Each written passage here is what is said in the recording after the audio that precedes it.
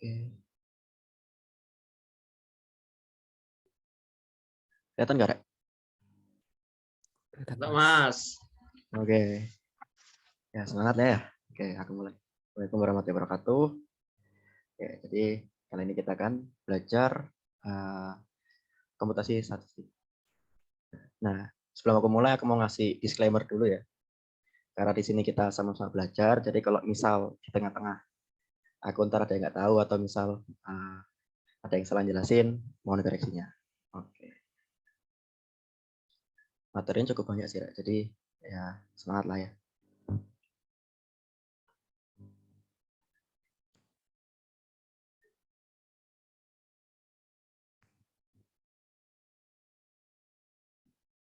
Tahu lagi.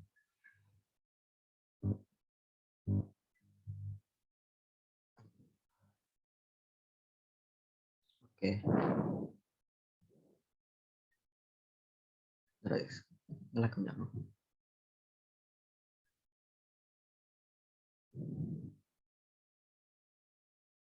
Bentar ya.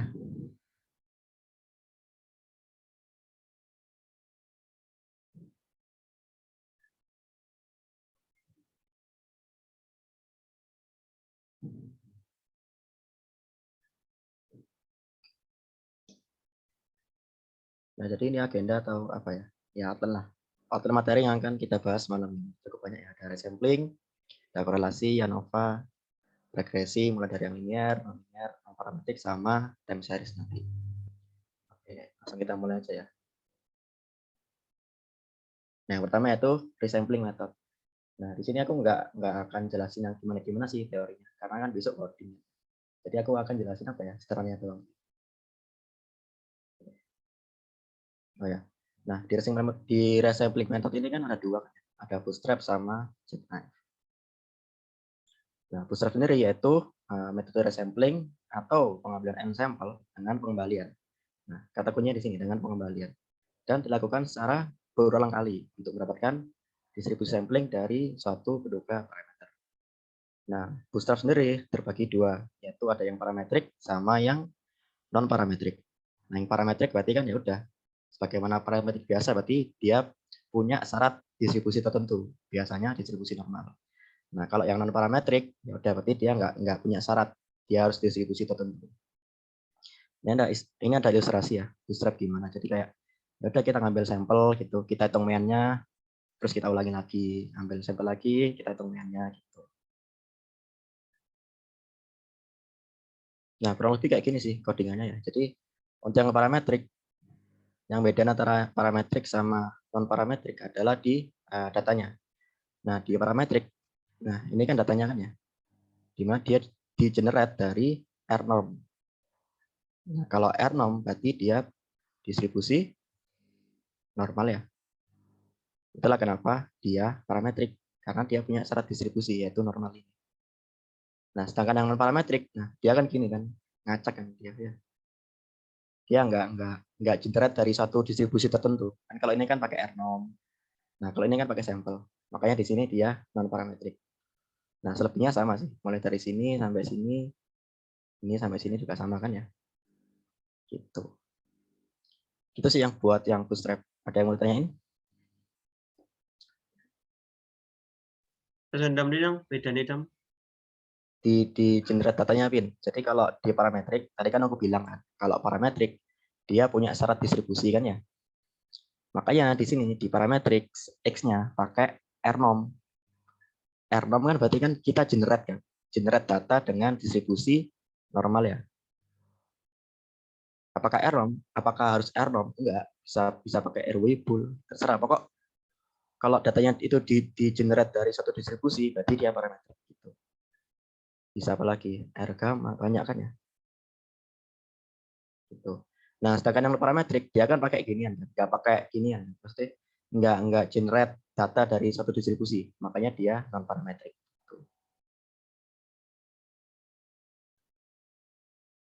Paham? Aman. Oke, yang lain gimana, Rek?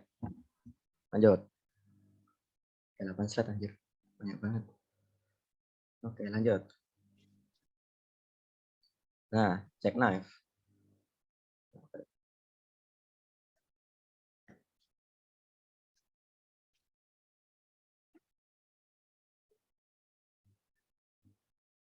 Nah, jackknife itu bisa disebut metode leave one out ya, karena didasarkan pada penghapusan satu pengamatan secara berulang dari kumpulan data dan menghitung estimator dari masing-masing sampelnya.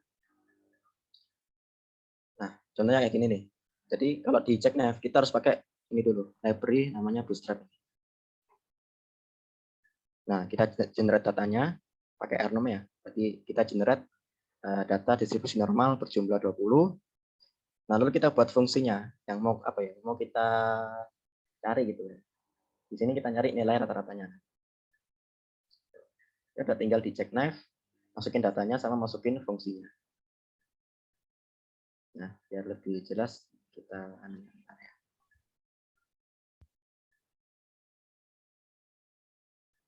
Oke. Ini RStudio kelihatan nggak, Rek? Kelihatan. Ini yang Bootstrap kan ya? Aku hapus. Nah, Bootstrap kayak gini. Kalau parameter ya udah sama sih. Terus, nah kalau yang, nah ini belum aku jelasin sih, bias sama varians ya. Jadi buat nyari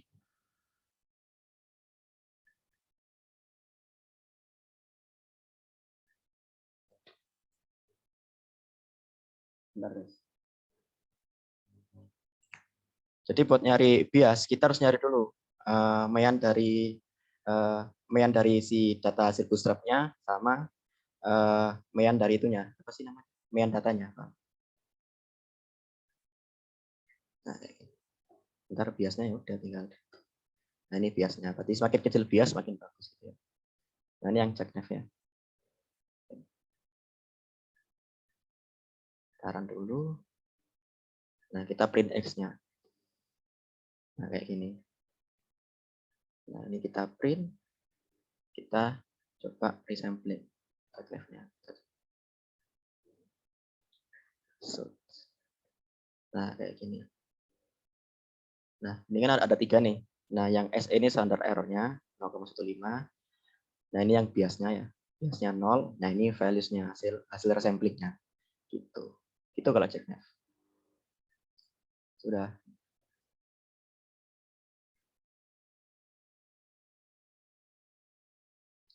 Ini ke sini. Ini ada referensi juga sih. Kalau misalnya teman-teman masih bingung gimana jackknife itu, ini ada referensi, ada di sini ada hitungan manual sama R-nya. Bentar deh. Aku copy aja ya.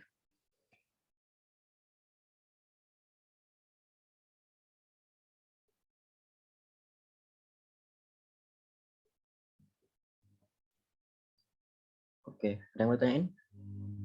Yang resampling? Itu doang sih ya. Yang materi ini cukup gampang lah. Yang agak sulit tuh yang ANOVA itu karena banyak jenisnya.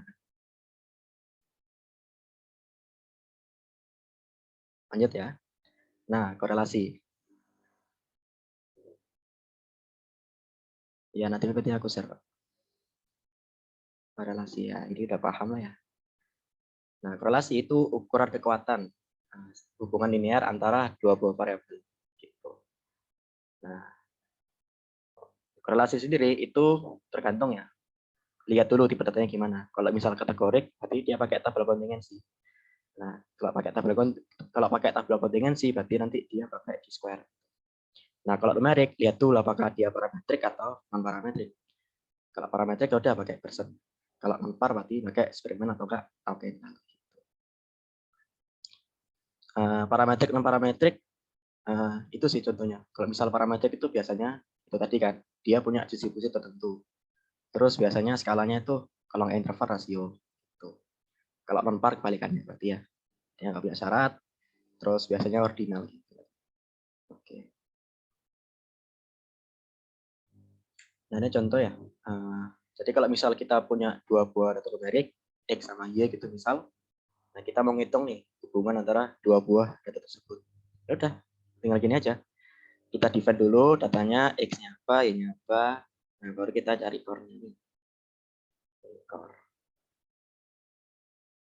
Udah ntar keluar 3. Person berapa, kendala berapa, spiral berapa. Nah, misal kalau kita cuma disuruh nyari person, ya udah, yang ini dicoret aja nggak apa-apa. Cukup masukin personnya aja. Atau misal cuma disuruh nyari person sama Spiderman, ya udah, kita hapus. Menyesuaikan soal ya. Nah, di sini juga ada, kan kalau dikorelasi kan juga ada uji hipotesis kan. Apakah kalau H0 itu dia tidak ada hubungan? Ya, kalau H1 dia ada hubungan. Nah, kalau di R, kalau mau uji hipotesis korelasi, tinggal pakai ini, core test ini, core.test ya. Masukin datanya sama metodenya apa. Nanti kita akses si p-value-nya. Kalau dia kurang dari 0,5 berarti kan dia tolak. Tolak H0 berarti dia ada hubungan. Gitu. Sebaliknya berarti dia gagal tolak. Contoh ya, kita ke codingan lagi.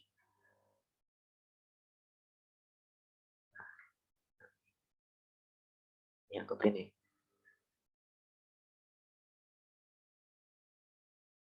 Nah, dia tolak H0 nih. Kita coba ya.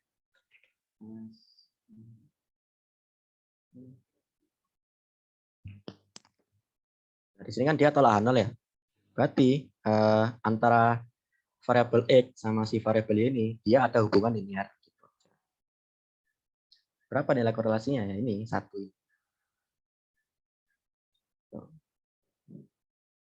Nah, yang berikutnya,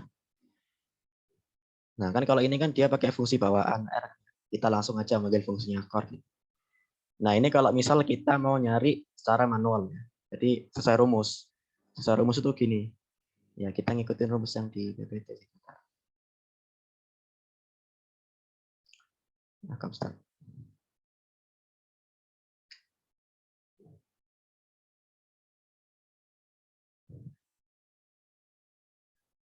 Ngikutin rumus yang ini.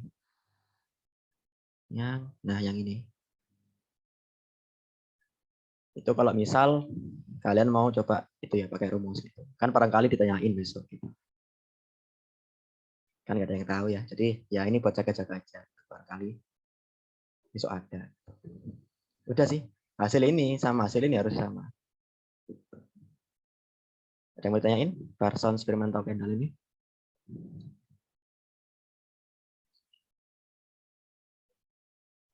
Tidak, aku lali mau. Token aku dipakai ketika gimana token itu? Non-par. Oke. Non-parametrik.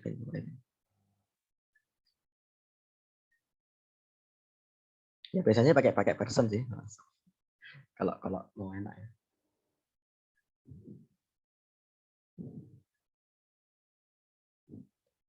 Oke. Aku review yang hipotesis ya. H0 itu dia tidak ada hubungan ya. Tidak ada hubungan kayak kamu sama dia. Nah, yang satu ada hubungan. Atau kalau misal mau dinotasiin berarti yang H0 ini RXY sama dengan 0. Yang H1 RXY tidak sama dengan 0. Itu aja.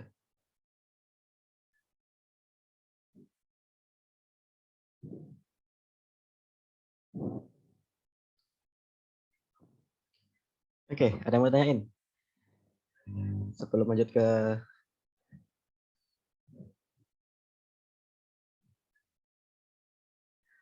berikutnya. Oke.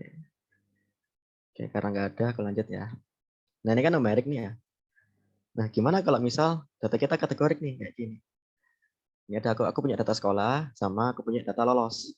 Nah, aku mau nyari hubungan nih antara apakah tipe sekolah itu menentukan lolos atau tidaknya orang tersebut, siswa tersebut. Gitu. Ya udah, kita bisa pakai yang tadi kan, tabel kontingensi. Jadi, kita generate datanya dulu, baru kita bikin tabel kontingensinya pakai fungsi tabel. Nah, baru kita ngitung korelasinya pakai ini, T-square. Gitu. Oke, langsung ke codingan ya. Oke, contingency. Nah, nih. Nah, kita generate datanya. Nah, kita buat tabel contingency. Nah, tabel contingency itu gimana sih? Ya udah tinggal print aja. Barangkali mau lihat bentuknya ya. Nah, kayak gini. Jadi dibikin tabel gitu, yang negeri sama yang lolos berapa, yang swasta sama yang lolos berapa, yang negeri tidak lolos berapa, yang swasta tidak lolos berapa, gitu kan ya. Nah, setelah udah bentuk tabel kayak gini, baru kita bisa nyari T-square-nya. Nah, nih kita fokus ke p-value aja ya. Nah, karena dia kan ini kan 0,5 nih. Berarti 0,5 itu lebih dari 0,05 kan ya. Berarti apa? Gagal tolak kan? Gagal tolak. Nah, karena gagal tolak H0 berarti karena gagal tolak H0 berarti dia tidak ada hubungan. Jadi nggak ada hubungan antara asal sekolah sama lolos atau tidaknya siswa tersebut. Seperti itu. Itu doang sih korelasi. Gampang kan? Yang mau tanyain?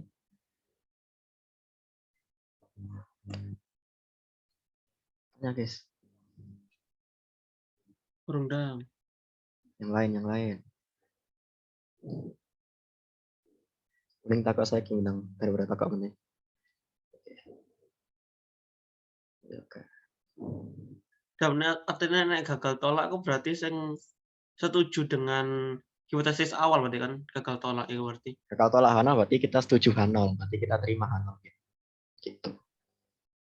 Terima H0 berarti apa ya? Berarti nggak ada hubungannya.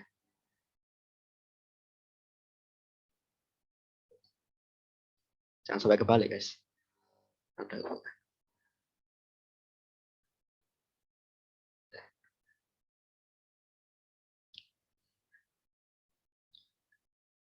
Oke, aman ya, lanjut ya. Lanjut. Yo. Nah, ini ANOVA ya, ini yang bikin males. Buaya di bedanya ada 4. Oke, langsung aja lah ya. Yang pertama, jenis ANOVA yang pertama itu rancangan acak lengkap atau completely random design. Nah, definisinya seperti ini. Secara simpel apa ya? Secara sederhana lah ya. RAL ini sebenarnya sama kayak ANOVA yang udah kita pelajari di Mathstat dulu. Kan kita udah belajar kan dulu ANOVA one way, two way. Nah, itu sebenarnya RAL itu. Ya, aku belum anu datanya. Bentar lagi sabar ya.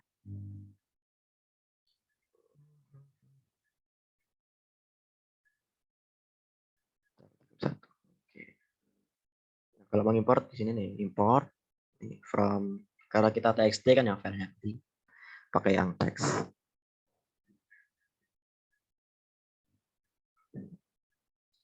Oke, tunggu bentar. Nah, ini udah keluar nih. Nah, import aja. Udah. Ini tinggal di copy. Di copy, masukin ke sininya. Mana ya? Nah, ini. Sama aja sih harusnya. Udah. Kita run. Nah, fokus kita ya cuma di p-value-nya aja. ANOVA itu. Ini kan p-value-nya ya. Min 2 is. Nah, itulah. Bentar.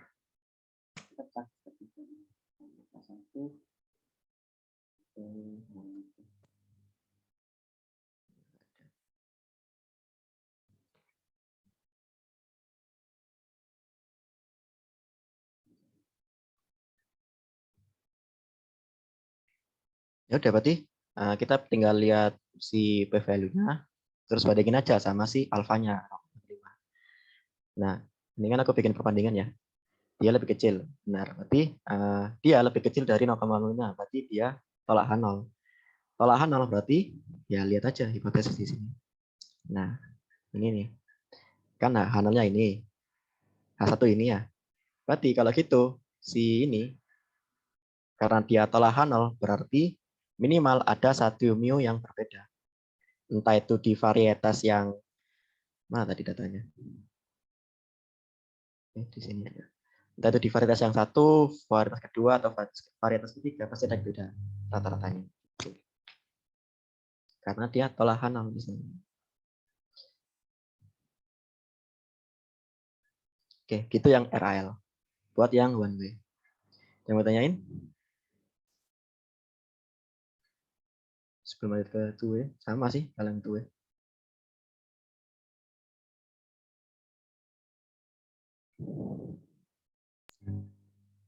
RAD itu lah bentuknya kayak ANOVA biasa atau RAD. RAL. RAL. Ya, RAL ini ANOVA biasa. Bisa one way, bisa two way. Cuman ya, RAL ya. Nah, ini yang two way ini. Two way ANOVA ya udah ya, kita udah belajar sampai katem dulu. Nah, langsung aja ya ke datanya. Pakai yang dua kan ya. Import lagi dah.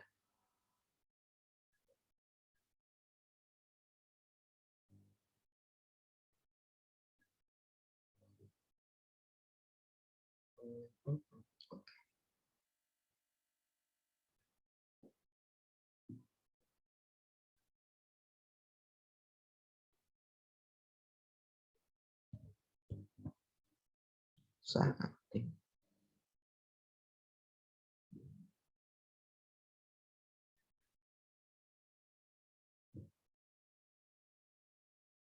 Oke.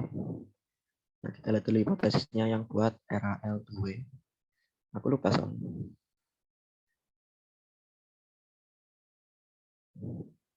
Nah, ini. Nah, ini kan udah kita lakuin nih. ANOVA 2-nya ya. Jadi kita fokus ke p-value-nya. Nah, di sini p-value yang A 0,6 kan ya.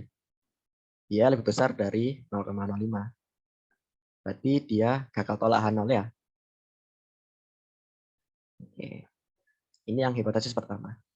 Nah, yang kedua, yang B kita lihat nih 526 E-0,8 ya. Ini kecil banget berarti. Jadi dia lebih kecil dari 0,05. Lebih kecil dari 0,05 berarti dia tolakan 0 ya. Nah, kan kalau ANOVA 2 kan punya 3 hipotesis. Nah, saya kan di sini cuma 2.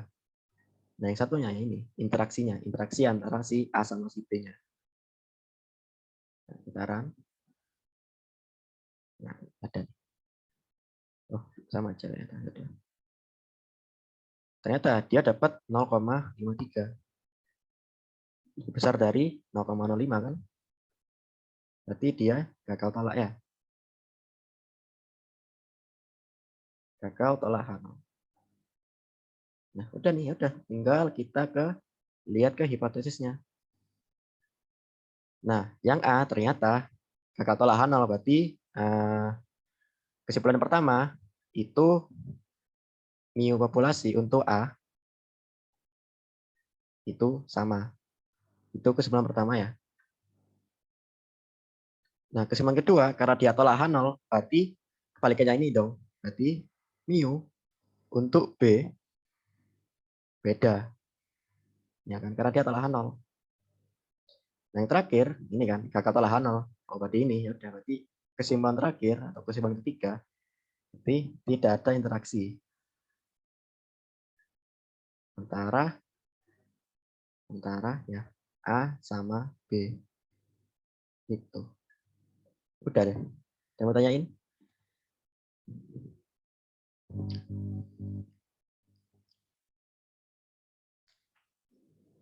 Berarti ada kemungkinan ada 3 gitu ya berarti ya untuk Ya, hasilnya itu ya. ada 3 hipotesis memang.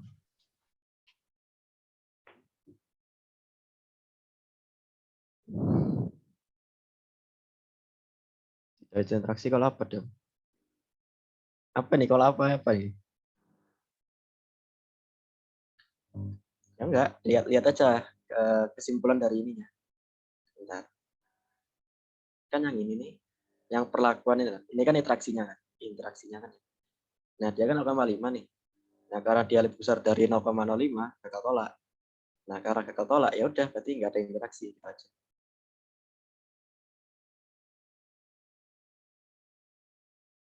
Oke. Nah, kenapa ini beda ya? Nah, kenapa ini sama ini bisa beda? Karena mungkin hitungannya beda kali ya. Ketika kita masukin interaksi sama nggak masukin interaksi. Mungkin beda di situnya sih. Di residunya juga beda kan, ini 32, 35. Jadi otomatis beda. Jadi lihat soalnya aja besok, apakah soalnya minta pakai interaksi atau enggak. Kalau nggak pakai, ya aman. Pakai yang atas saja, pakai yang ini. Kalau ada interaksi, pakai yang ini. Perlakuannya lebih dari 2. Wah, itu udah beda kasus. ANOVA itu cuma dibatasi 2 aja. ANOVA itu cuma dibatasi 2 aja. Nah, kalau misal lebih dari 2 perlakuan, ya kan misal perlakuan C gitu kan ya maksudnya. Ya simpelnya apa ya? Ya nggak pakai ANOVA sih, pakai MANOVA namanya. Cuma belum kita pelajari.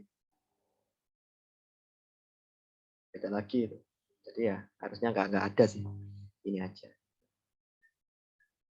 Iya Bang. Iya, harusnya kan si mentok dipelajari kan baru tuh ANOVA. Hamba Tuhan kalau tanya serem aja. Oke, lanjut. Sebelum next, ada yang mau tanya dulu nggak?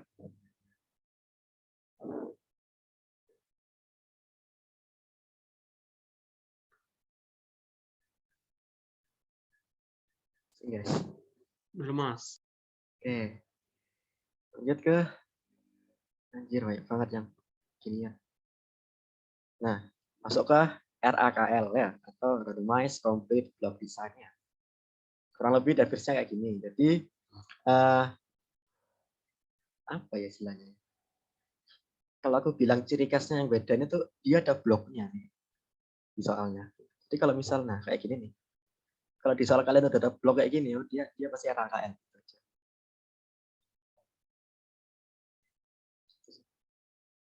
Secara definisi aku kurang paham ya jujur ya. Jadi ya langsung ke soalnya aja. Kalau aku sih cara ngelihatnya apakah ada yang namanya blok ini. Kalau ada berarti dia pasti RAKL atau RCPD. Nggak kelihatan kah? Oh iya, belum aku besar. Sorry. Nih. Nah, tadi kan udah RAL nih. Nah, sekarang kita belajar RAKL atau ya inilah RCPD yang sama aja.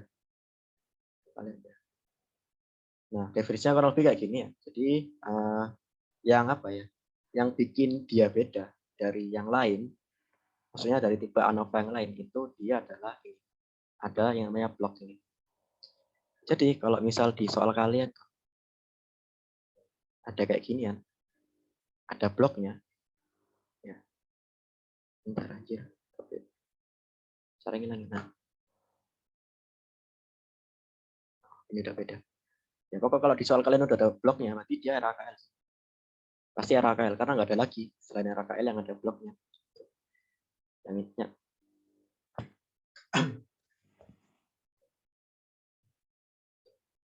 Oke.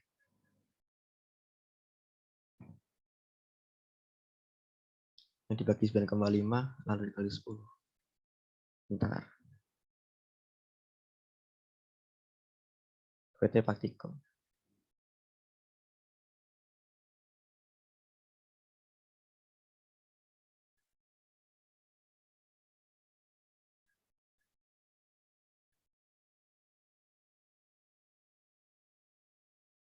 Ini dah. Iya, lihat aja bentuk tabelnya.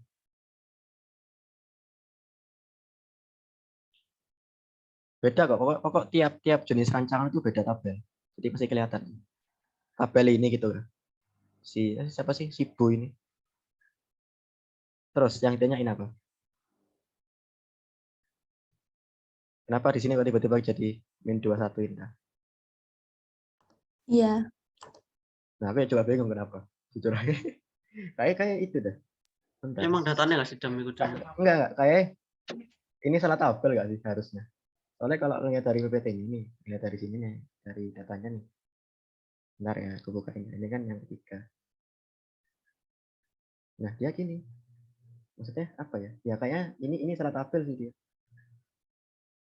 Oh ini Dam, itu Dam yang di akhir Apa? itu subtracting 9,5 for each Oh, alah. observation and Sorry. multiplying the result by 10. Jika dari Yaitu dikurangi min 9,5 dulu terus dikali 10. oh Ya, iya, gitu betul. sih. Cakep aja. Thank you Yan, thank you.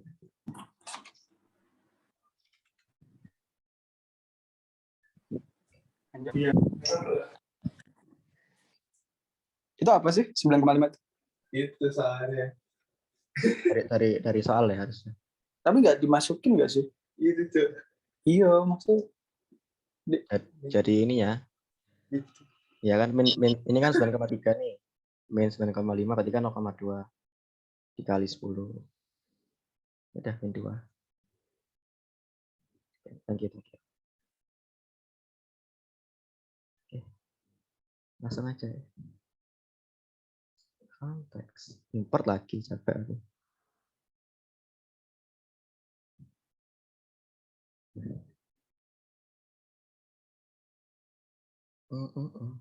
Oke.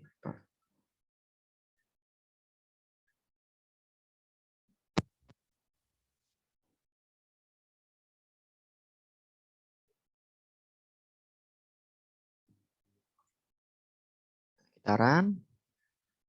Nah ini p-value-nya ya. Nah, kita lihat hipotesisnya gimana. Hipotesisnya yang RAKL. Nah.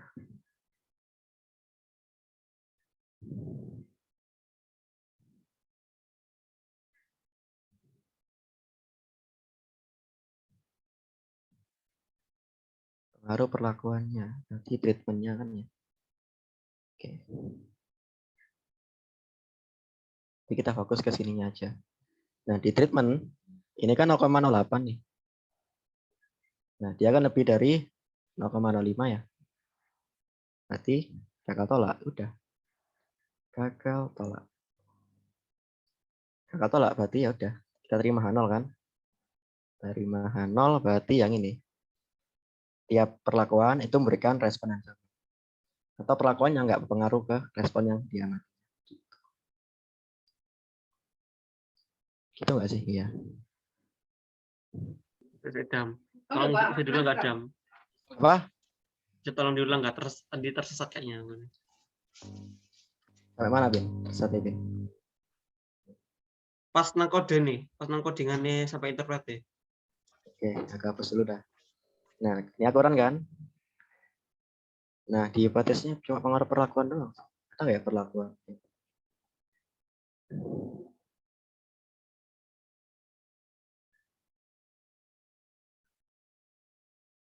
Bentar ya, aku nyari.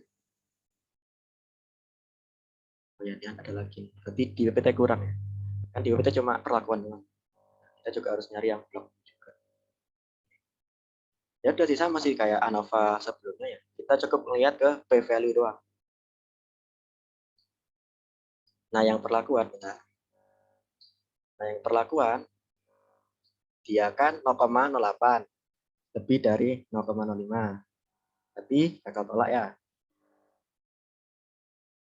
Nah, yang blok dia itu 0,0003, berarti dia kurang dari 0,05. Berarti tolak A0. Ya, kita lihat ke hipotesisnya. Nah, karena yang perlakuan gagal tolak, berarti ini tiap perlakuan berikan respon yang sama. Nah, karena bloknya tolak, berarti ini kita terima satunya berarti paling tidak terdapat satu mean antar antar bloknya itu beda. Entah itu blok satu atau blok kedua. Udah cukup jelas kah?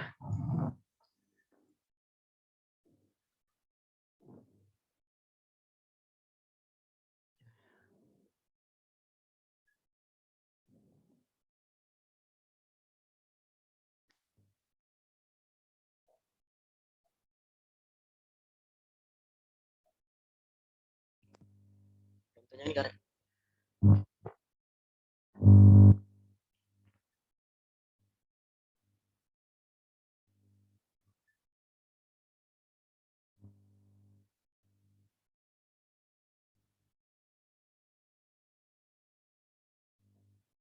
Oke. Ya.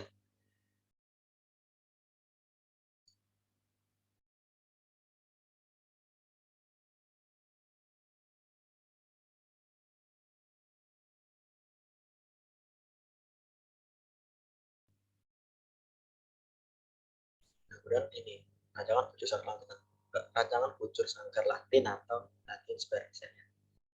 Nah, kurang lebih kayak gini definisinya. Jadi kalau LSD dia itu ngelihat pengaruh baris sama kolomnya. Nah, tabelnya kayak gini. Beda kan tabelnya betulnya ya. Jadi ciri khasnya di tabelnya sih. Nah, tabel yang tadi itu dirubah dulu supaya apa? Supaya sesuai sama si data yang diminta di fungsi ininya. Nah, dirubah aja. Di sini kita encode ya, yang A itu 1, yang B2, yang C3, yang D4, yang D5. Inilah kenapa yang 15, yang B, nah kodenya 2. Nah, misalnya ini 18, dia E kan, kodenya 5 ya.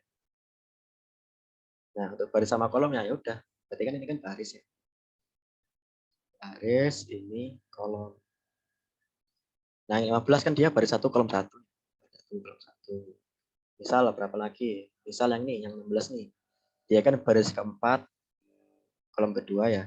Ya udah, berarti baris keempat, kolom kedua. Berapa lagi misal yang ini deh.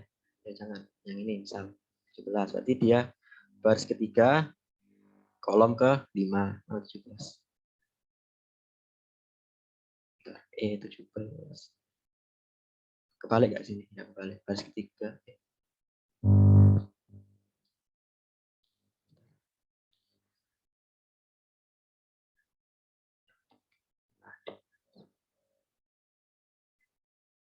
Iya, deh, kayak kebalik.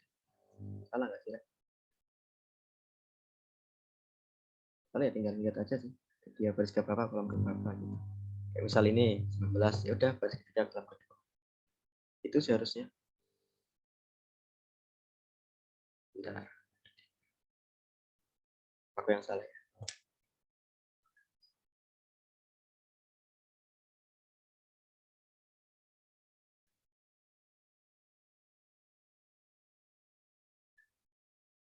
Iya kan baris gini, kolom gini kan ya.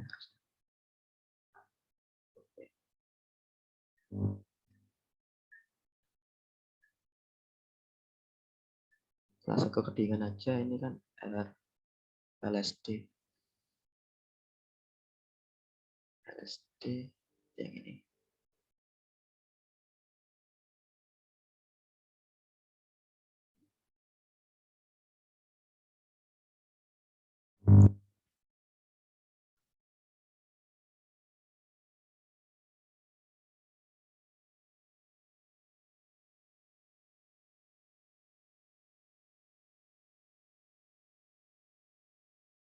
Yojo.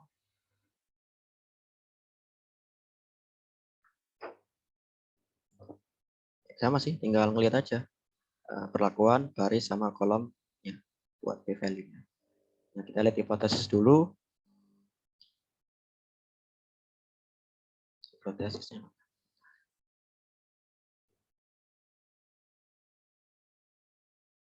Nah, ini. Oke, berarti kita. Nah, yang perlakuan, nah dia akan kecil banget nih. Berarti dia kurang dari 0,05 ya. Berarti tolak ya. Tolahan perlakuan. Nah, yang baris dia 0,5 besar, berarti dia gagal tolak ya. Nah, yang kolom sama kan, dia 0,9 besar juga dari 0,5. Berarti dia gagal tolak juga.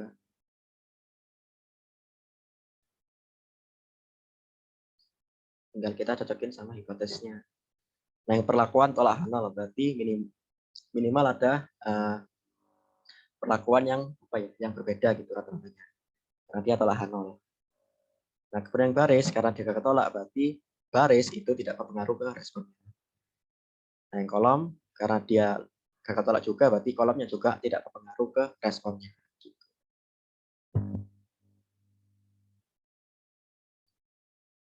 Mau tanyain?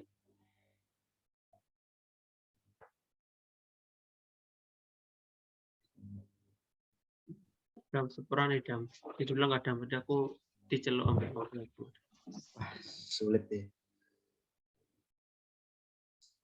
Ulang tekan ndi, Bin?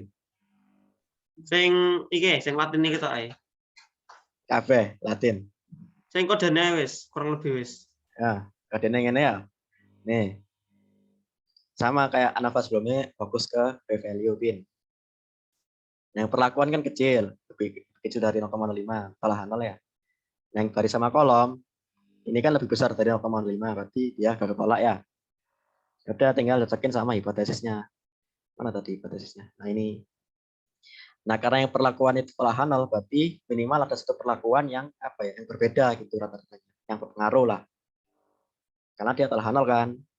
Nah yang baris sama kolom, karena dia gagal tolak, maka baris sama kolomnya tidak berpengaruh ke responnya. Gitu. Jelas.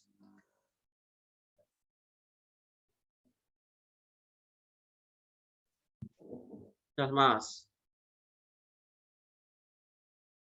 Oke.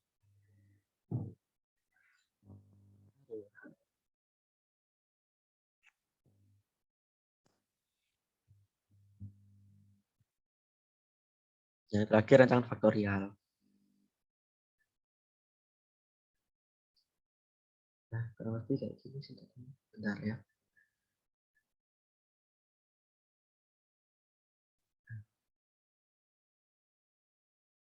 Di encode dulu kayak biasa.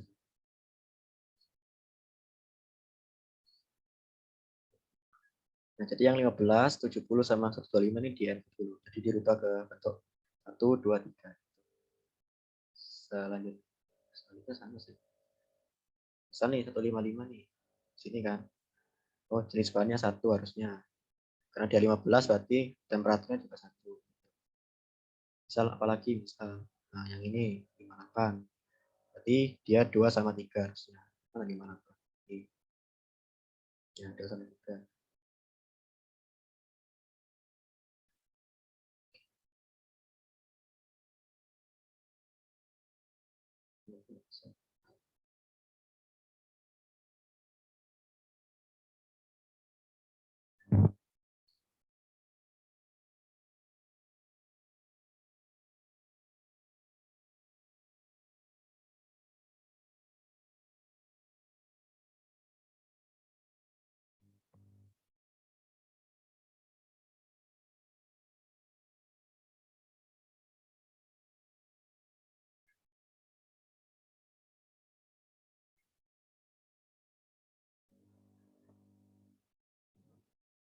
Nah, sekarang kita ke hipotesisnya.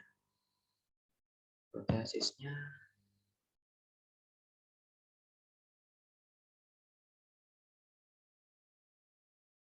treatment. Oke.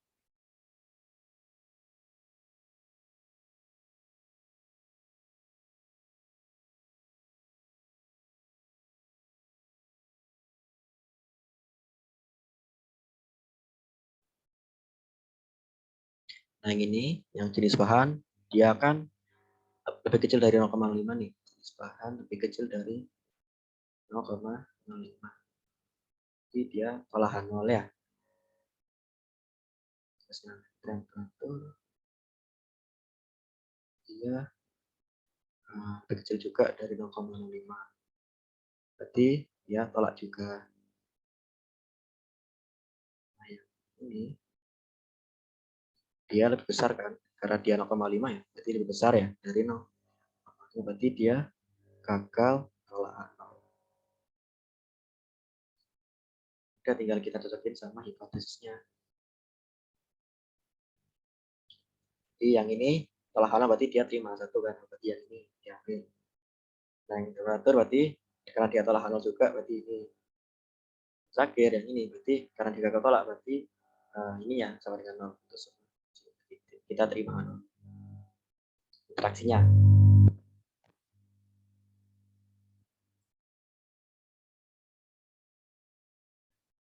Udah sih, Ra. Coba tanya dulu.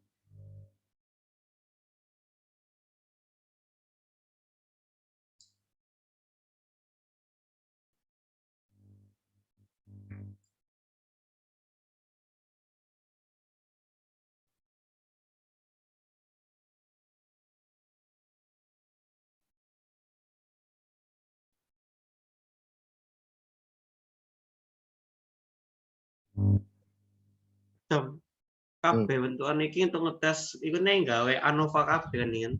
Iya, pakai fungsi AOV. Ini AOV. Ya, sama kan? Bedane kok pas nang daleme tok ae ambek apa jenenge summary-ne kuwi ya. Iya, hipotesisnya kan beda juga. Gak kejauhan. Oke, yang mau tanyain? Semua aku lanjut.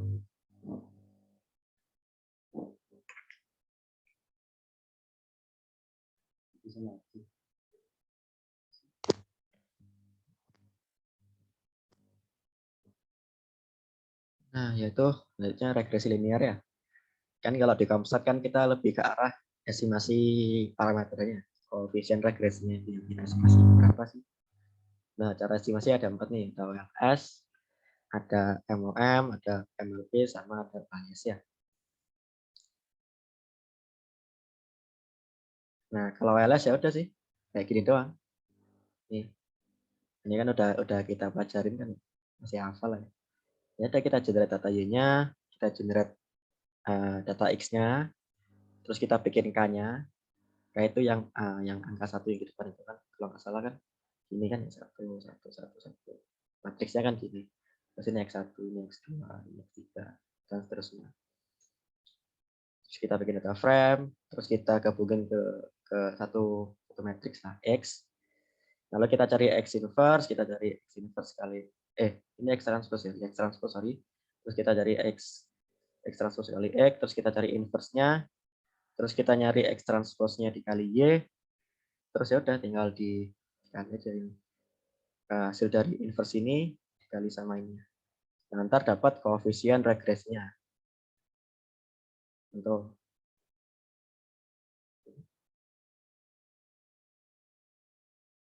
kenapa set sheet-nya 1, 2, 3 bebas. Mau dikasih 10 juga apa-apa. Bebas itu cuma angka apa ya? Angka biar karena kita generate data, biar apa ya? Hasil yang kita generate selalu sama. Maka kita pakai sheet gitu. Sheet-nya berapa terserah. Mau pakai 99 juga enggak apa-apa. Kenapa 50? 50. Oh, 50 0,1. Oke. 50 itu jumlah data, 0 itu meannya, 1 deviasi. Itu nggak sih? Bentar. Karena itu run if ya. Bentar. Kita cari aja di sini.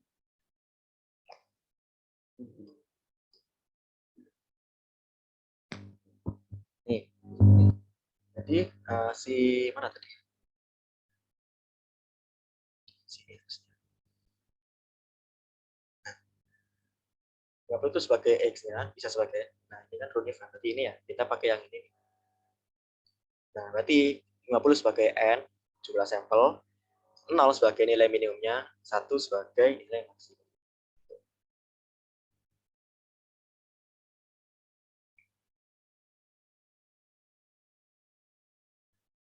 Kalau misal bisa disuruh generate data, bisa coba generate data uniform dengan jumlah data 100, minimumnya 0, dan maksimumnya 0,5. Ya, berarti tinggal datanya 100, minimum 0, maksimum 0,5.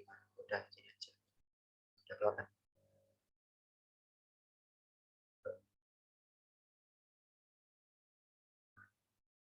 Oke, lanjut ya.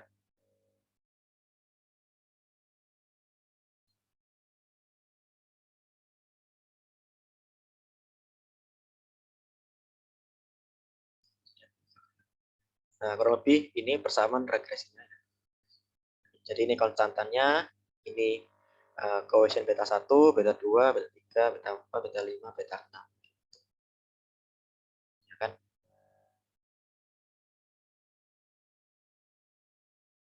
Kalau misal dibandingin sama fungsi bawaannya,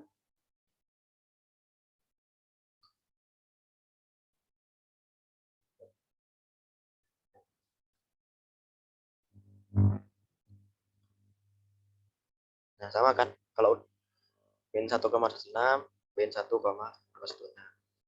0,389, 0,389 ya, dan seterusnya ya, 0,47, 0,447. paling beda 0, sekian. Nah, kalau udah sama berarti udah benar sih. Nah, jadi udah bersama regresinya. Nah, tinggal masukin ke sini nanti angkanya sesuai. Nah, berarti ini ya udah tinggal 3.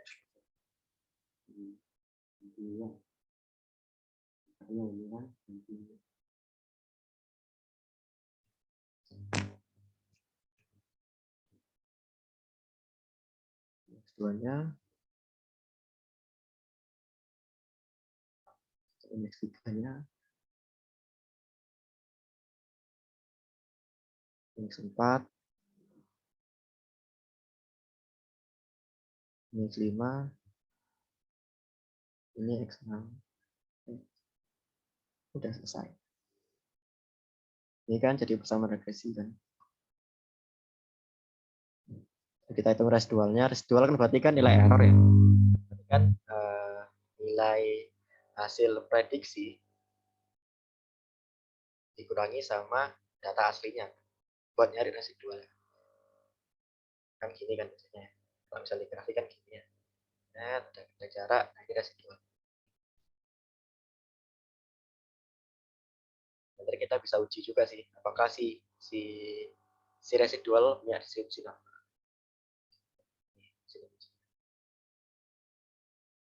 Nah, dia lebih dari 0,5 kan, 0,05 kan, kita tolak, berarti dia distribusi normal. Berarti si regresi ini punya residual yang berdistribusi normal. Berarti asumsinya terpenuhi. Pertimbangan pakai set-setnya ada, nggak ada sih bebas. Mau angka berapapun boleh.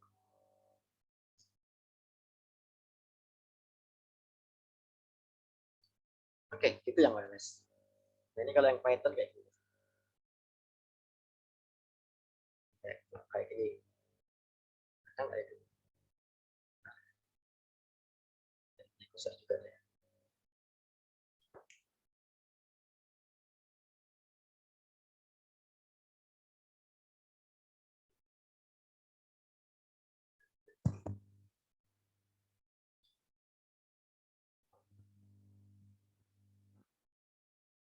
So, di sini ada. Nah, ya. Di sini. Nah, ini kan ya. Ini juga sama. Ini kalau misalnya kalian mau pakai Python. Tuh. Ya udah ntar lihat aja ini. Ini 42 min 0,11 itu koefisien regresinya. Harusnya hasil dari R sama hasil dari Python sama. Paling ya cuma beda 0 sekian. Itu sih yang WLS dan ini.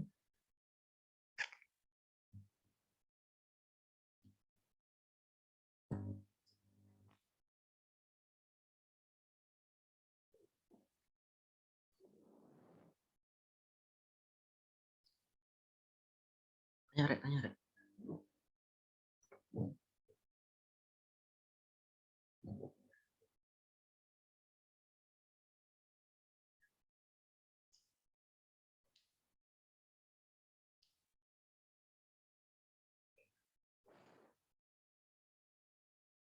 Oke, lanjut ya. Nah, berikutnya kita juga bisa pakai momen nih buat estimasi parameter. Nah, kalau pakai momen, kita pakai library di GML. Nah, pertama kita setting parameter value. Jadi kayak di sini tuh kita kayak nebak dulu. Kita nebak B0 sama B1-nya berapa sih?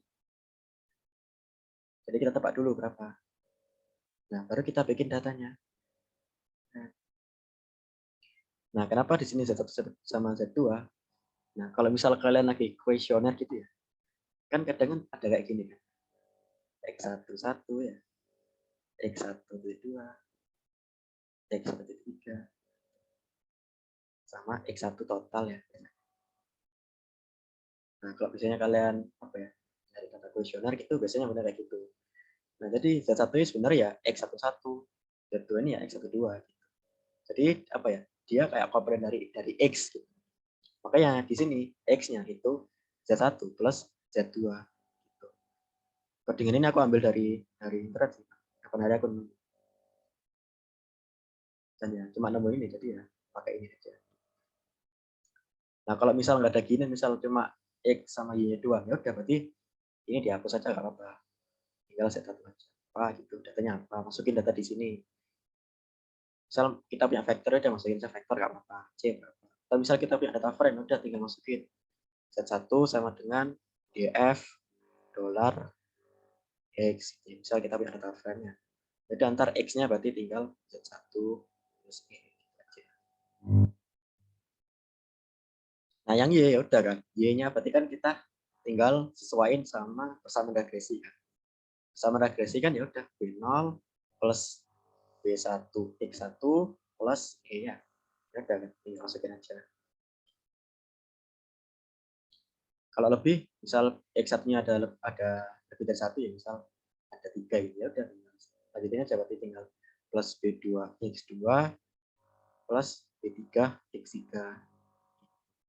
Yang ini tinggal X1 plus X2 plus X3. Nah, ntar udah deh dapat. Tinggal disampari aja. Ntar udah dapat persamaan regresi. Pak penting.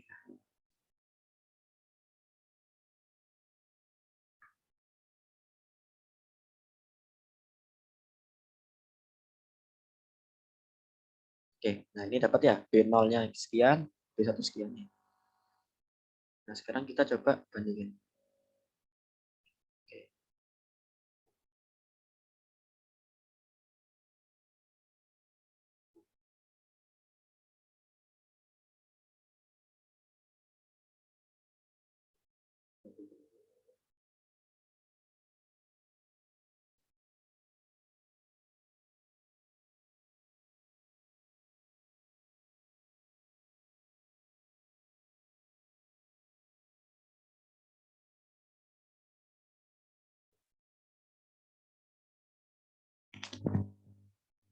Nah, yang hasil dari momen B0-nya kan dapat 1,03 nih. Nah, yang dari R dapat 1,0. Nah, ya beda dikit lah ya. Nah, yang B1-nya dapat 2,02 nih di momennya. Nah, kalau di R dia dapat 2,18. Gitu juga. Itu sih yang momen.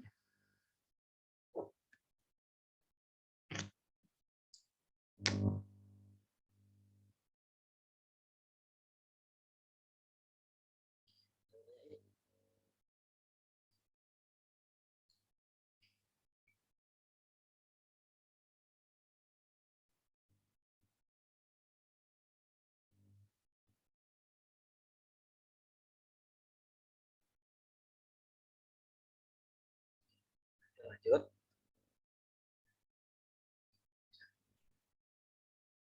Berikutnya itu MLE. Regresi nggak ada masih nggak ada. Ya paling cuma persamaan regresinya apa. Sama misal ya kalau gini kan kita bisa nyari berpengaruh apa enggaknya. Misal nih, yang X nih, dia kan lebih kecil dari 0,5. Berarti dia berpengaruh ke Y-nya. Gitu-gitu aja sih harusnya kalau regresi.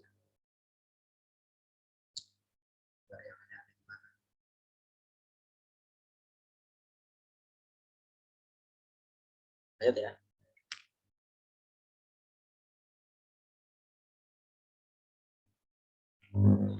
Dua, berbicara mau pakai Python boleh, pakai R boleh. Yang kapan hari kalau mau aku pakai Python sih, karena lebih jelas aja. Gitu. Nah, yang ini ada warningnya. Jadi kalau misal kita udah punya datanya, yang step ini bisa kita skip. Jadi kita langsung ke MLA-nya nggak apa-apa. Nah, yang di sini itu sebenarnya ya ngikutin ininya, ngikutin persamaan. Ini kan ya, berapa 2,5. Nah, ini errornya aku nyebak 2. Nah, yang R gini. Itu ya apa ya? Lihat aja besoknya gimana. Kalau kalian lebih nyaman pakai R, ya pakai R. Kalau pakai Python ya apa. Soalnya kalau misal cuma boleh pakai R ya, yang nggak mau pakai R. Coba yang R aja.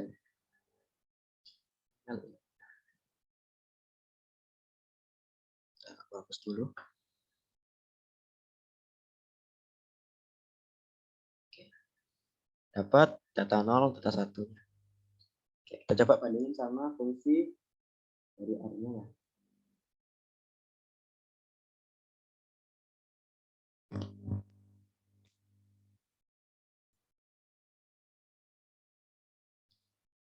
Oke. Nah, ternyata di sini baru beda nih hasilnya. Beda kan ini sama ini. Ya, kalau beda nggak apa-apa sih.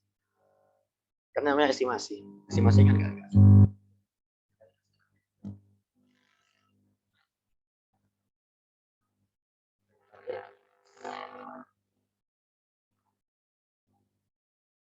Biasanya ini jujur sih, aku nggak seberapa. Ngopi yang dari kelompoknya siapa? Yang berbayas. Nah, kayak gini banyak sih. Nah, yang ini aku nyari di internet gitu. Cuma yang ini belum aku coba. Tapi harusnya bisa. Cuma pas itu aku error sih di baru. Kayaknya R-ku deh. Ini kalau bias. Udah. Ada yang mau ditanya dulu nggak? Ini gimana cara ngapalinnya? Nggak tahu.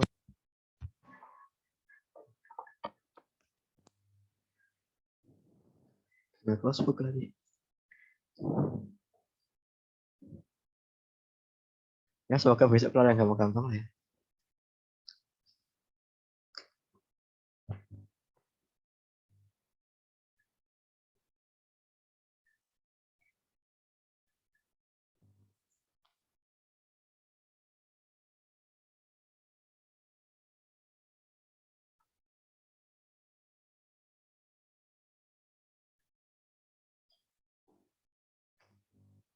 Banget ya.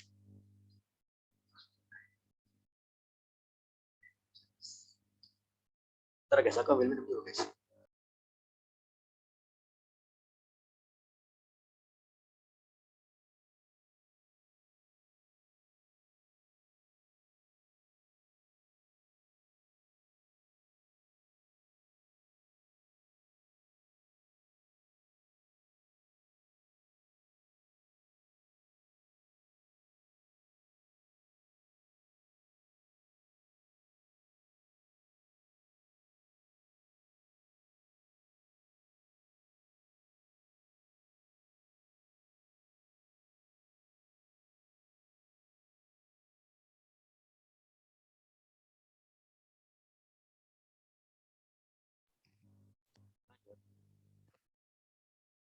Time series. Nah, ini juga materi apa ya? Ribet banget. Oke. Nah, kita harus kenalan sama patternnya dulu ya. Jadi kalau ada 4 pattern sih di time series. Pertama ada trend nih. Trend itu biasanya dia konsisten, entah itu konsisten naik kayak gini atau konsisten turun. Nah, kalau seasonal berarti dia ada polanya. Jadi kayak setiap misal nih setiap 10 bulan dia turun atau misal setiap 2 tahun dia turun. Nah, kayak gini kan ada polanya nih tiap tahun berapa? 30 turun apa pokoknya gitu.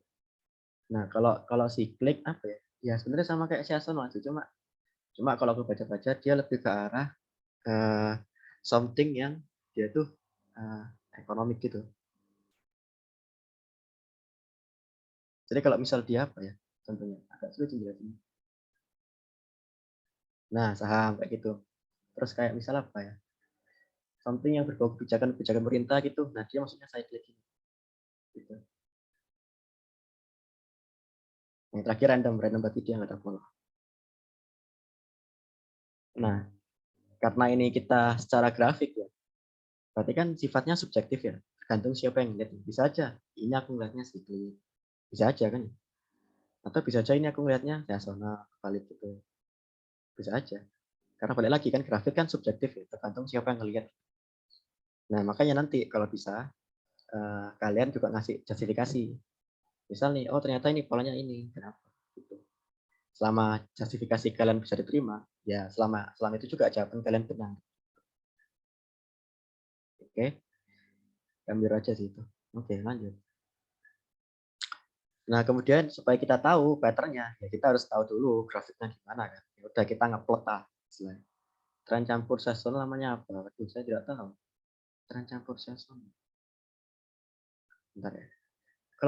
Kalau dari yang referensi yang di Harvard sih cuma 4 itu harusnya.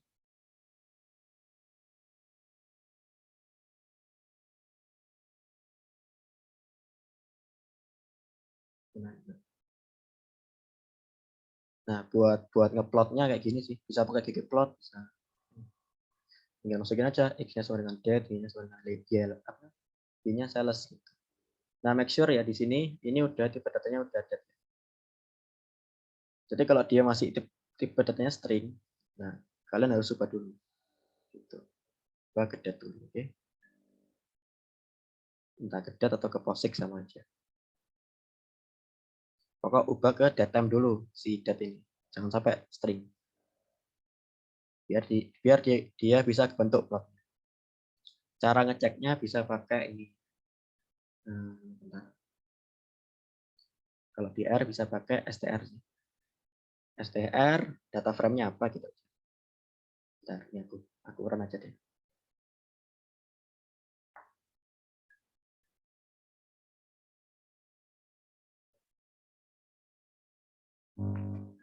Nah, yang date ini kan date. Yang atribut date, nah dia kan tipe datanya udah date nih. Jadi udah aman gitu. Jadi kita bisa langsung plot. Tapi kalau misal di sini dia masih str, nah kalian ganti dulu. Gantinya bisa pakai gini sih. df date s date ya. Lagi df date udah selesai. Udah ganti harusnya. Oke, nah, misalnya kita mau ngeplot ya tinggal pakai ggplot. Nah, kayak gini. Nah, kalau kayak gini kira-kira plotnya apa? Patternnya apa yang bentuk? Gampang lah ya. Ya, bagus. Oke, lanjut.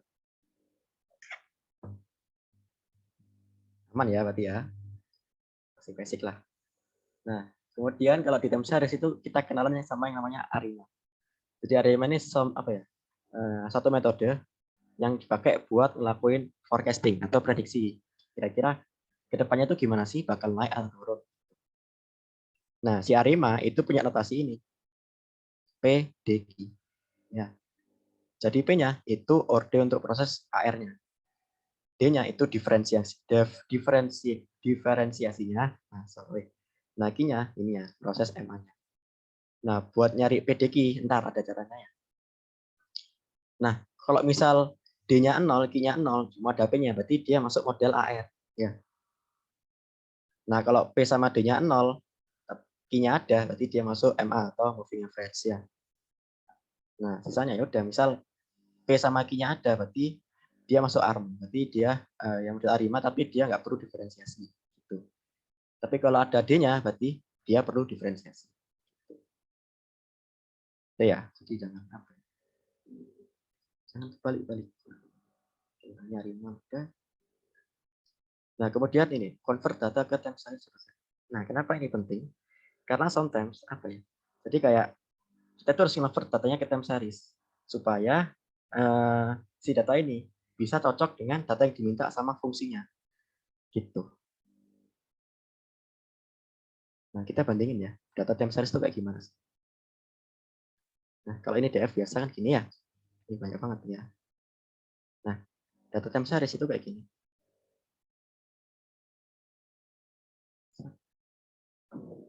DF. Nah, kayak gini dia. Beda kan ya? Nilainya sama, cuma bentuknya aja beda. Kalau di plot pun sama. Nah, sama kan ya?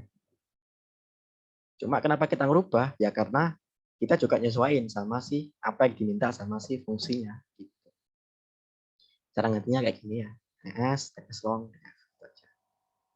Ini ngambil dari library T-series sama TS-scope.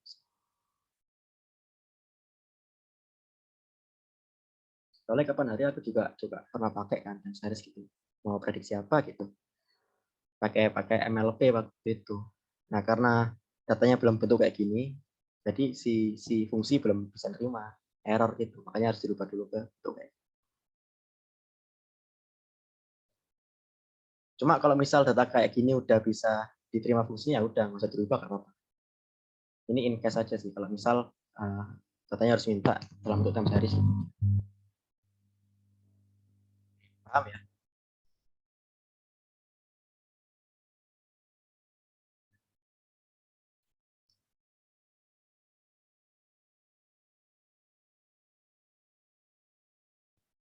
Oke. Nah, berikutnya itu stasionaritas dan differencingnya.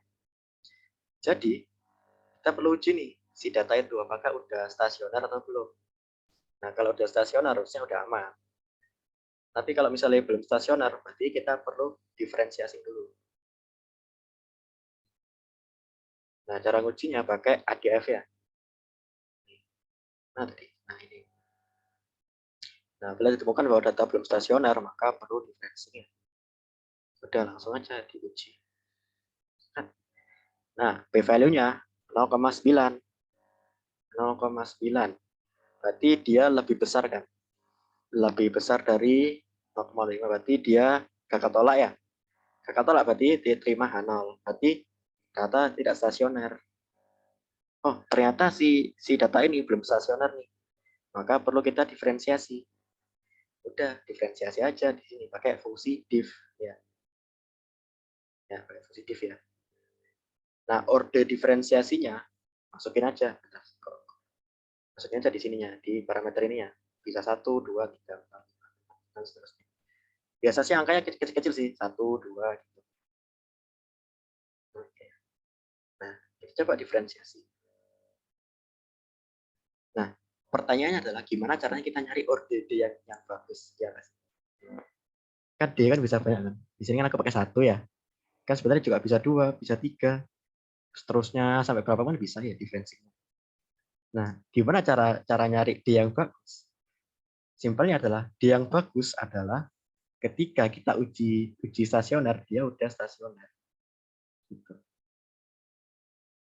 Yang cocok seperti itu. Jadi kalau misal udah ya kita nentuin D, kita uji stasioner dan dia udah stasioner, berarti D itu udah bagus, udah cocok gitu, buat data ini. Gitu. Nah, sini kita pakai D-nya 1 kan ya. Nah, sekarang kita uji lagi.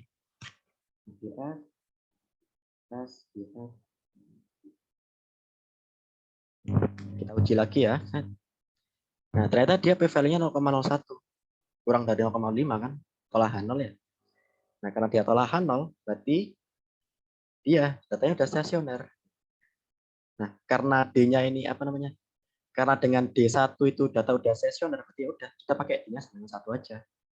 Gitu. Stasioner itu gimana? Oke, aku juga lupa.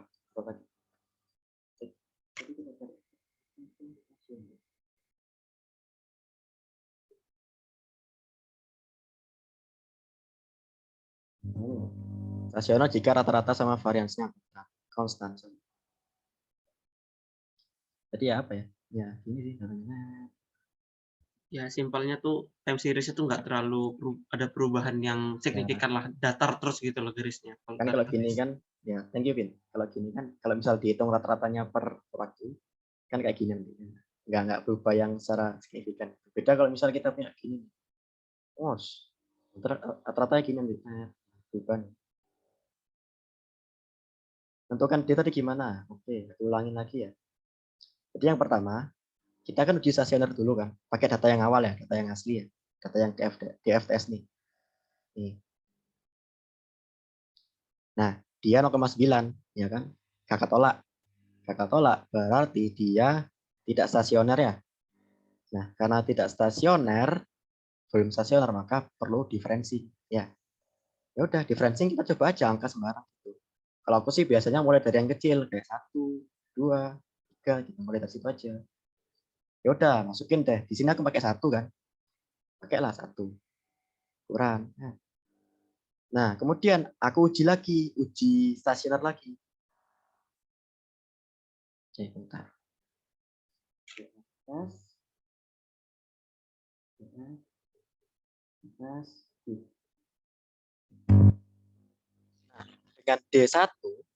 dengan D sama dengan 1, aku uji stasioner lagi, dia dapat P value-nya 0,01. Dia tolahan 0 ya. Nah, karena dia tolahan 0 berarti dia udah stasioner dong. Ya udah, berarti dengan D1 kita udah dapat data yang stasioner.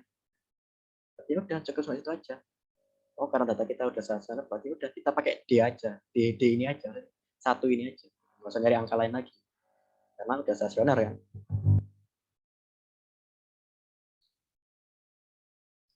Harus masuk 1 ya. Seperti itu. Mulai dari angka kecil aja sih, 1, 2, 3.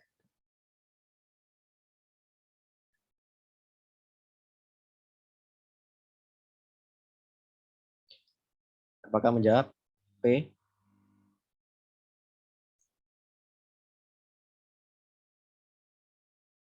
Oke, lanjut ya.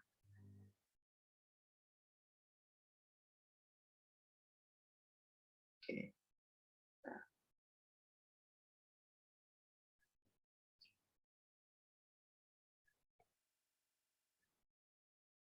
Nah, kemudian kita kenalan sama yang namanya ACF, PACF.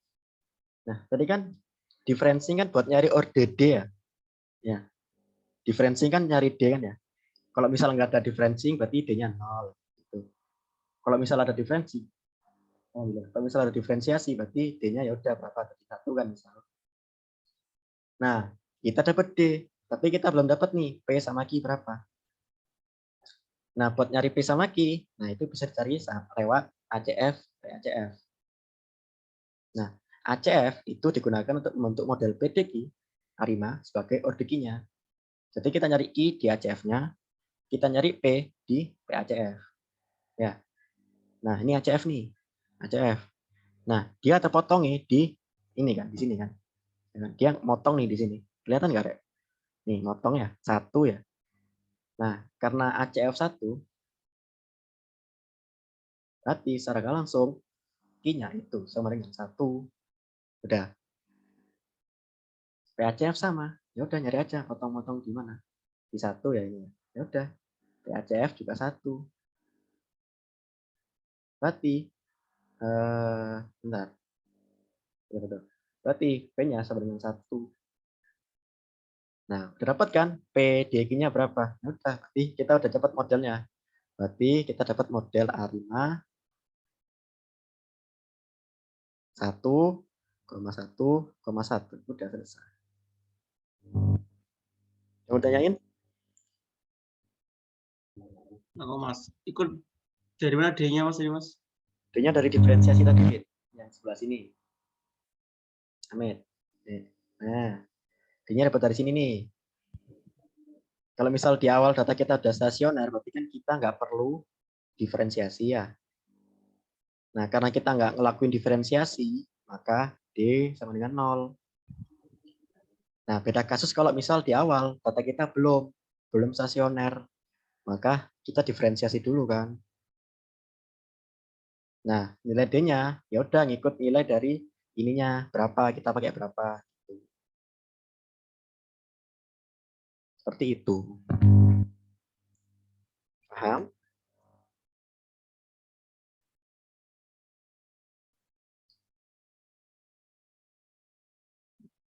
Setengah mudeng.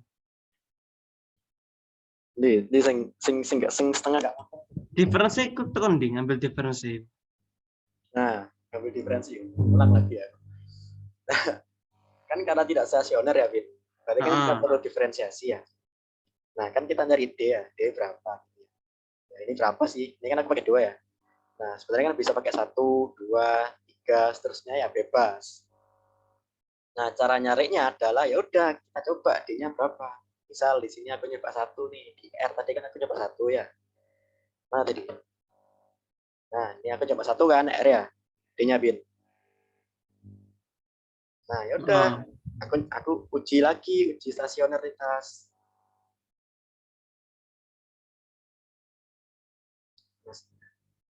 Uji stasioner lagi, data yang udah didiferensiasi ya.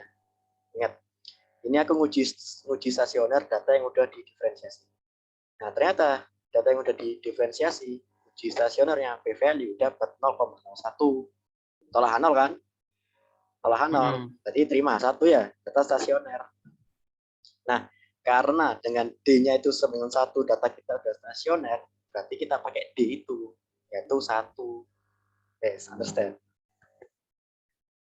Berarti coba siji ngono. Misalnya sih Nah, kalau pas di 1 dia belum stasioner, ganti lagi ke 2 gitu dan ya. selanjutnya gitu.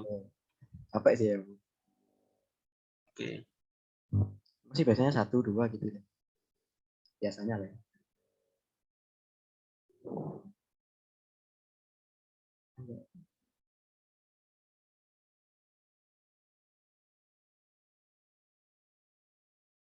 Oke, nah aku review yang ini ya.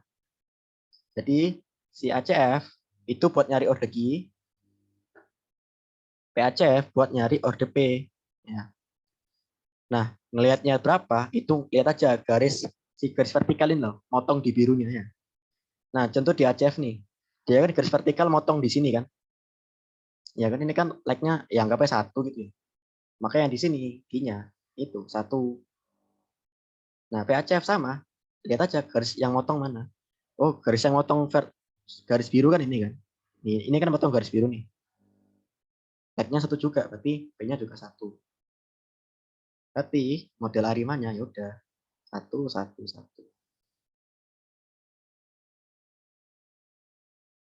Ya boleh, coba aja. Gitu. Makanya ntar kita bisa nyoba berbagai macam model. Gitu. Karena di sini kan yang motong banyak kan. Nih, di sini juga motong nih. Ya kan? Di sini juga motong. Makanya ntar kita bisa nyoba berbagai macam model gitu. Ntar yang punya 0, punya 1, sekian, sekian, sekian gitu. Ntar dibandingin dari hasil evaluasinya. Entah itu RMSI atau apa ya. Nah, nyari yang paling kecil mana? Nah, itu yang kita pakai gitu. Ya, betul.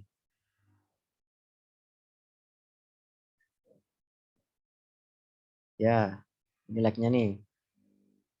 Nih. Yang nyari. Nah, tadi kan gini kan. Tadi kan ada yang tanya tuh. Mana tadi? Yang Acef kenapa nggak motong di like 0? Ya, ya boleh aja gitu.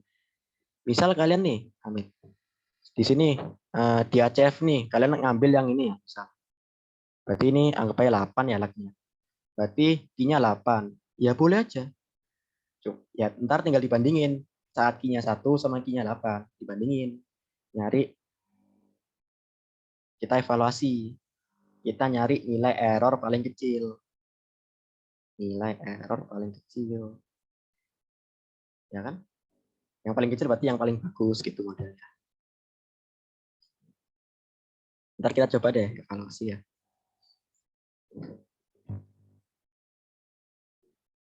Oke, tahu ya. Memang agak ribet ya.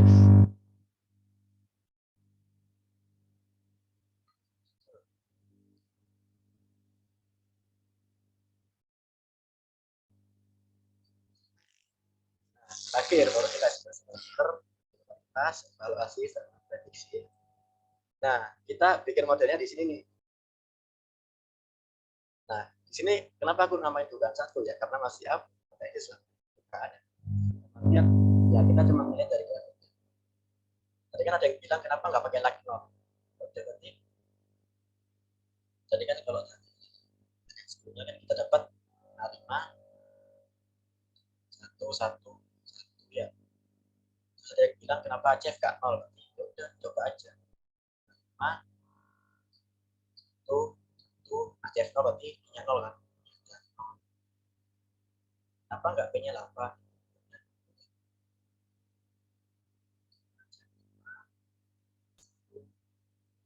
Tuh, 2, 3. Jadi kita konversi ini buat nyari parameternya. Beda, ntar baru kita evaluasi di sini. Nyari yang paling kecil. Coba ya.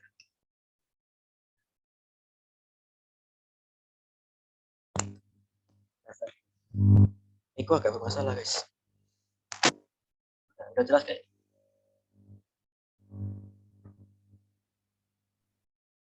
Wis mending timbang mau rada cilik kayak jauh mic-mu. Oh kenapa? Betul udah mulut. Nah, ulang lagi dah. Nah, kita estimasi parameternya di sini nih. Di sini buat nyari. Kita bikin modelnya di sini pakai animasi kan ya. Ya udah, tadi kan kita dapat kan 1,1,1 kan ya tadi ya dapatnya ya.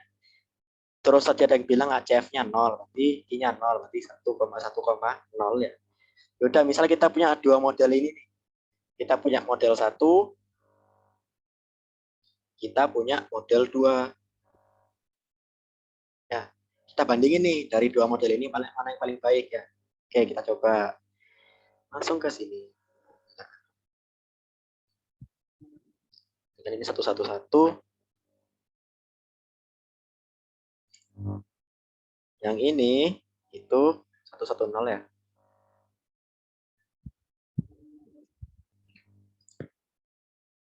Oke. Semitaran aman harusnya. Nah, baru ini.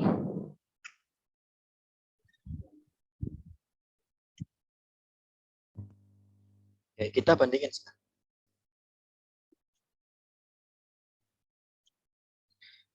Nah, kita coba ambil salah satu matriks evaluasi yang paling sering dipakai kan biasanya RMS ini. Nah, yaudah kita pakai itu aja.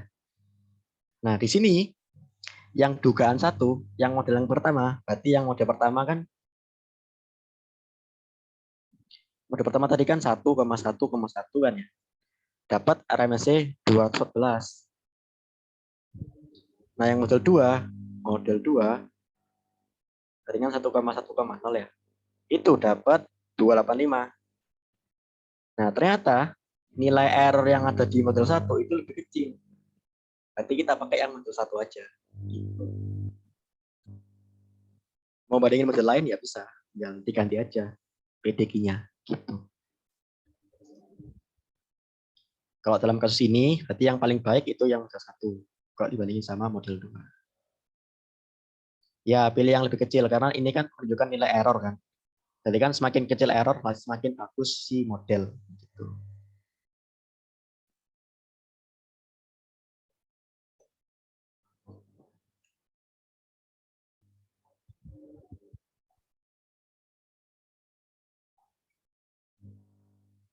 Interpretasinya ya udah. Interpretasinya kita bisa mulai dari si parameternya. Nah, ini parameternya ya, AR1, MA1. Didapat parameter untuk AR1-nya adalah sekian, MA1 sekian. Kemudian kita juga bisa uji normalitasnya di sini sih. Nah, karena dia, bentar, bisa nggak ya dicari?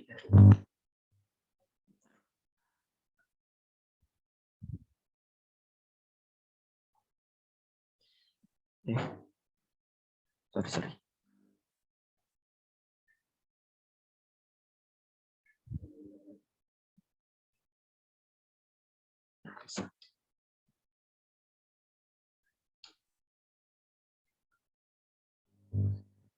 Iya, sangat menyenangkan sekali. Stres. Nah, ini kan ini kan lebih kecil. Tolahan 0.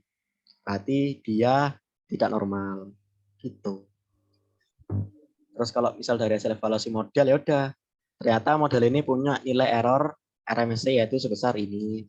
Seperti itu aja sih nggak apa-apa. Nah, terus yang terakhir yaitu forecastingnya, kita prediksi. Nah, jadi ya udah kita masukin aja kayak gini, hanya mau berapa. Nah, ini apa ya? Menunjukkan satuan waktunya. Misal data kita itu dalam satuan hari ya. Berarti misal H2, berarti si model akan memprediksi data 2 hari ke depan. Gitu. Atau misal data kita dalam satuan jam, gitu, misal. Ya udah, berarti data kita akan prediksi 2 jam ke depan gimana. Gitu. Coba bikin prediksi. Nah, kayak gini, forecast-nya ini. Nah, ini data hasil prediksinya ya.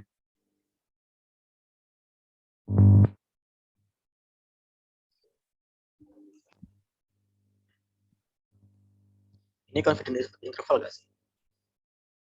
Kalau nggak salah ya, tolong koreksi ya kalau salah. Udah sih, gitu time series. Pusing ya guys.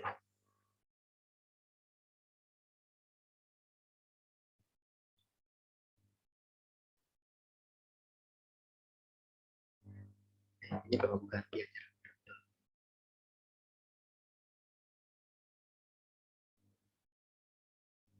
Apa tadi?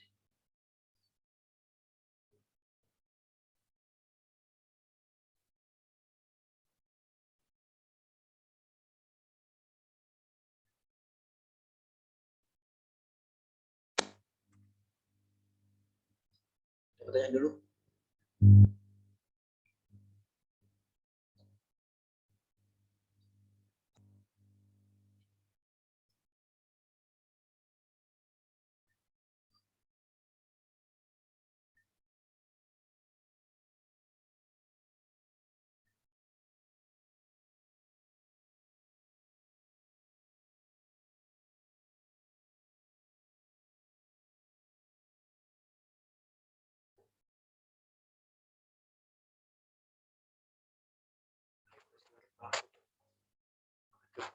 Oh ya, ya. Kita cari bareng-bareng ya.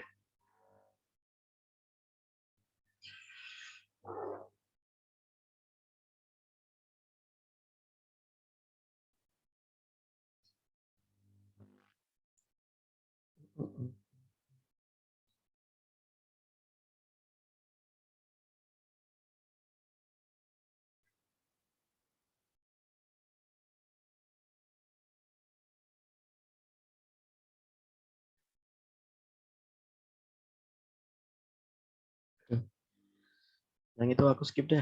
Tidak tahu saya. Yang salah jawab kan ya. Bukan satu tuh modelnya kan ya. Iya.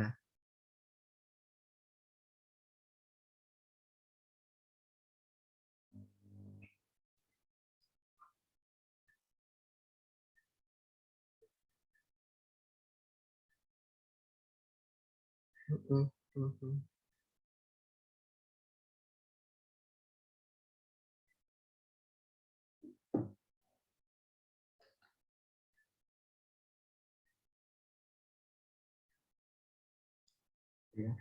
Aku yang arim-arim itu dapat dari sini. Bentar. Nah, barangkali kalian mau baca-baca kan ya.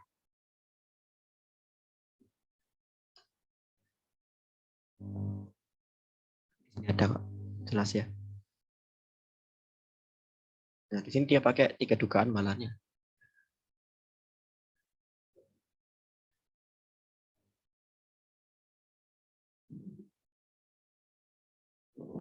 Capek banget.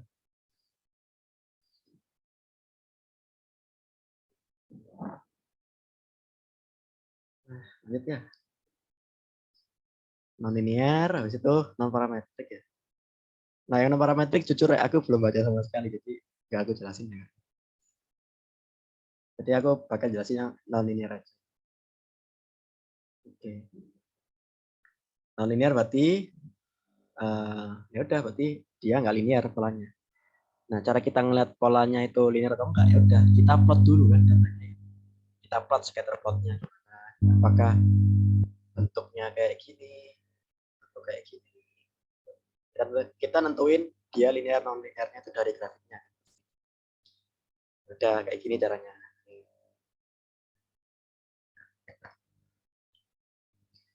Kalau nggak salah bisa pakai itu juga sih. Kalau di Python enak ada record. Berarti ada apa ya?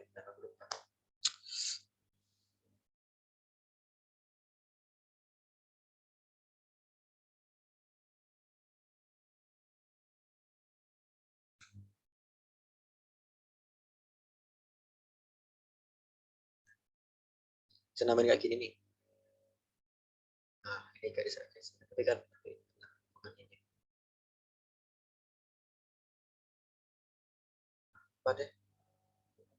Pokok di scatter plot ini nanti kelihatan kok polanya. Apakah dia linear atau non linear. Oke, lanjut ya.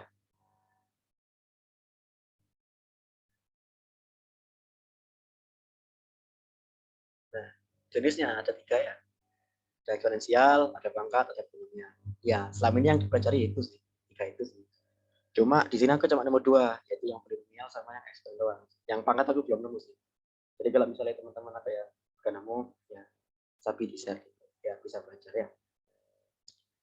Nah di sini aku juga nemunya pakai Python sih. Aku nggak nemu yang R, belum nemu tepatnya. Jadi ya udah aku pakai yang seadanya aja. Jadi yang polinomial ya sebenarnya sama sih ya. Tinggal bikin X-nya apa. Ya udah tinggal polinomialnya ya ini. Ini polinomial ini. Nah, degree ini nentuin derajatnya mau polinom berapa. Apakah mau polinom derajat 3, derajat 4, derajat tinggal ngatur di degree-nya.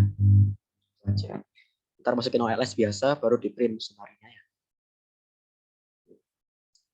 Oke, bentar, kasih contoh.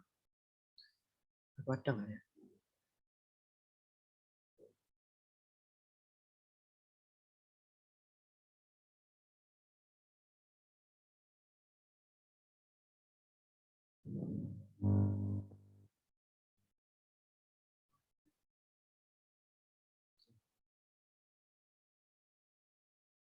Tapi ini aku nggak punya itunya, jadi oke, ini kan Boston. Coba print aja. Bentar. Collab.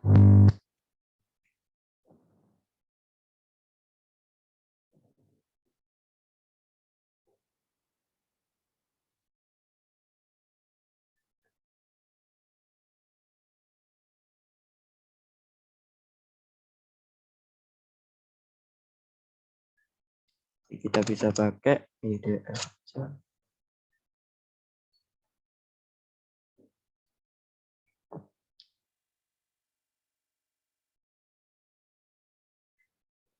Dari sabar ya guys. Ya error karena belum diimport.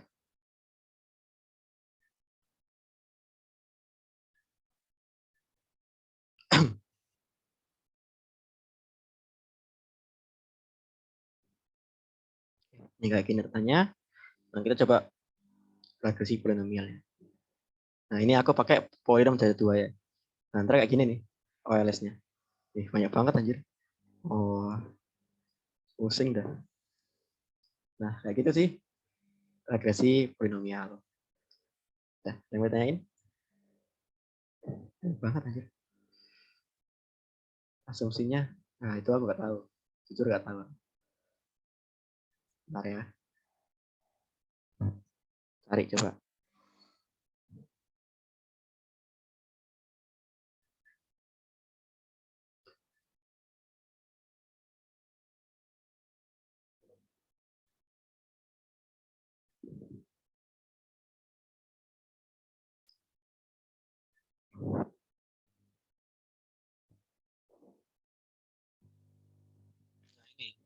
Apa ini nggak tahu aku dah.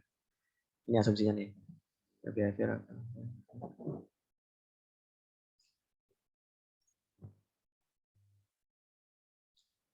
Menentukan ini berarti ini multiko sih. Ini multiko. Ini normalitas. Constants varian berarti dia hetero. Hetero. Terus ya udah sih, itu yang aku tahu. Yang 2 di atas nggak paham. Benar. Kayaknya beda bentuk kurva deh. Pokoknya yang bawah ini itu sih. Yang ini multiko, ini normalitas sama hetero.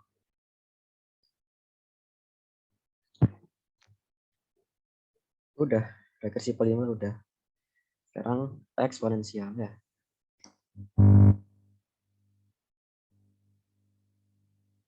Eksponensial. Bikin aja y-nya berapa, t-nya berapa. Ini t sama dengan x-nya. Variabel x-nya. Nah, biar jadi model eksponensial ya tinggal gitu. Fit, nt kali fit, t, terus yang y-nya di login. Nah, gitu. Nah, ntar nih akan keluar output kayak gini nanti. Nah, ini ya udah tinggal dimasukin aja ke sini. Log sekian min sekian t. Nah, ini kan log y kan. Nah, supaya ada jadi ya udah tinggal gini aja di berarti y ini pangkat min 0,11. Ntar dapat persamaan akhir ini. 0,9974 E pangkat min 0,11. Bentuk ini kan sebenarnya udah sama kayak bentuk ini ya. Udah sama kan? Berarti di sini A-nya itu 0,999, E-nya ya E, B-nya itu min 0,11, X-nya T-nya.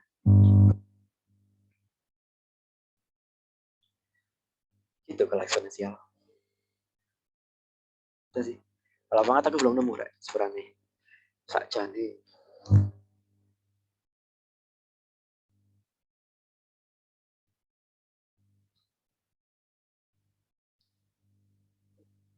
Dan menurutmu kira-kira nek misale materi nek iki ku kira-kira bakal disuruh lab kira-kira menurutmu? Biasanya apa soalnya? Ya, Hmm. soal biasanya. Oke. Kita balik ke materi awal. Coba plotting ya. Harusnya ANOVA 1. Terus time series 1 harusnya. Regresi harusnya 1 juga. Nah, satunya aku nggak tahu. Bisa ini atau bisa 2 yang terakhir.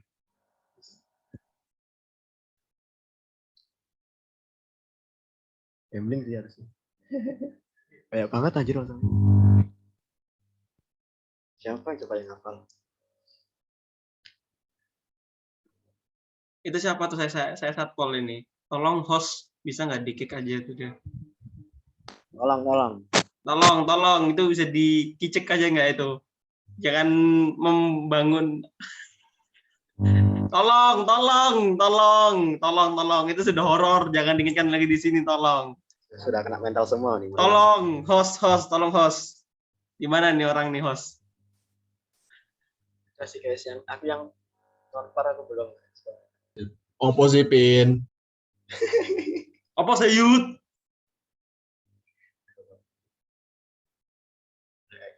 Udah aku gini dong. Belum aku yang nonpar. Aku aja baru tahu ada codingan R ya tadi sore. Jadi yang nonpar, sorry banget tidak aku jelasin. Oke, udah selesai.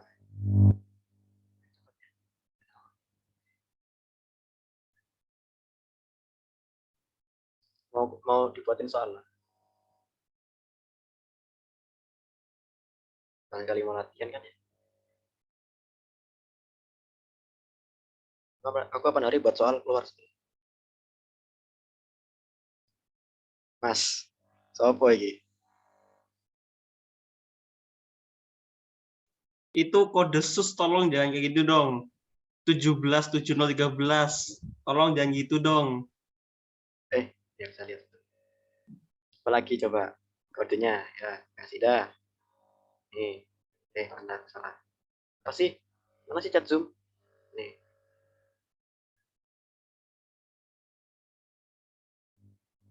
Titel ya.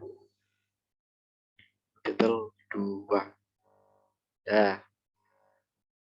Apalagi? Nih. Google Colab-nya yang tadi. Nih.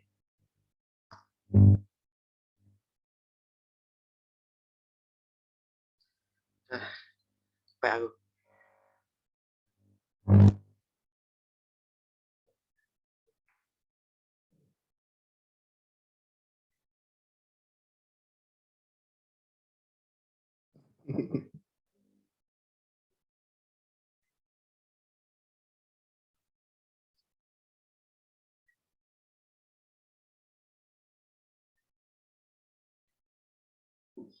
Udah nih, gak ada yang mau tanya lagi nih. Kalau udah aku close. Oke, thank you semuanya buat yang udah hadir ya. Semangat, semoga bisa lancar.